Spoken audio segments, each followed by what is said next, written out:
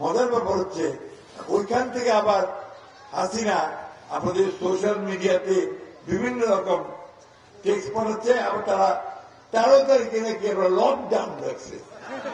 আমি হাসিব না কান্নি বুঝিয়ে বলব, একমাত্র কারণ ছিল বিএনপি করতে, সেই জন্য ওকে দিল সরায়। চেয়ারম্যানের সাথে আরো জোর করে হারাই দিল, জোর করে হারাই দিল। আমাদের মোস্তফা ভাই এরিয়া থেকে দাঁড়াইছিল, তাকেও জোর করে হারাই দিল। মুজিবুর দাঁড়াইছিল, মুজিবুরকে হারাই দিল।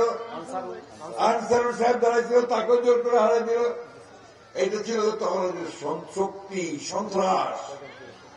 পয়গাম চেয়ারম্যান করা হয়েছে, তোমার সেক্রেটারি আমার শরীর তো নাই, এখানে শরীর তো হারাইছে। অর্থাৎ তখন নির্বাচন গুলো ওদের ওই হাতের চুটকি ছিল, সব দখল করে নিয়ে যাবে, তাই না? এলা কুঞ্জে গেছে, এলা কুঞ্জে পালান দিছে না, কুঞ্জে পালান দিছে দিল্লি, দিল্লি না? কেন বাবা করলেন? কেন এমন কাম কেন করলেন যে দেশকে আর থাকিবা পারেন না? হ্যাঁ, এমন কাজ করা কি আপনাদের উচিত ছিল?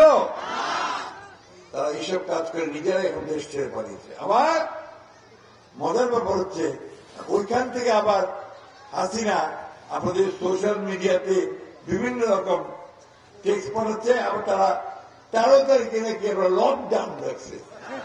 আমি হাসিব না কান্নি বুঝিয়ে বলব, ভাই তুই লকডাউন ঢাকাতে এসে দায় দে না, ঢাকায় এসে দাও, আমরা দেখি তোমার মূলত কত।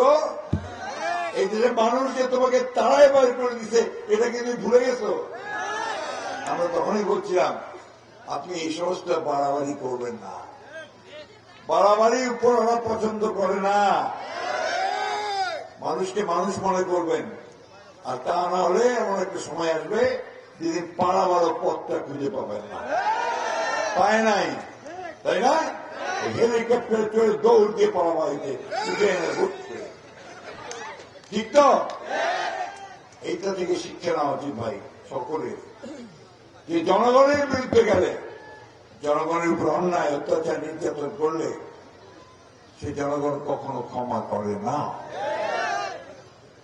আমাদের ঠাকুরগাঁও অঞ্চলে আমাদের কোন ছেলে চাকরি বাকরি পায় নাই।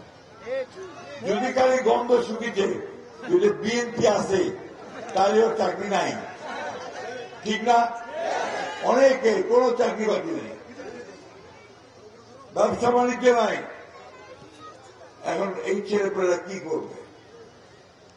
আজকে সেই সুযোগ আসছে নতুন একটা সরকার গঠন করবার, নতুন এমপি নির্বাচিত করবার, যার মাধ্যমে আপনারা আপনাদের এই দাবি দাওয়াগুলো তুলে ধরতে পারবেন এবং আপনাদেরকে এলাকার কাজগুলো করতে পারবেন।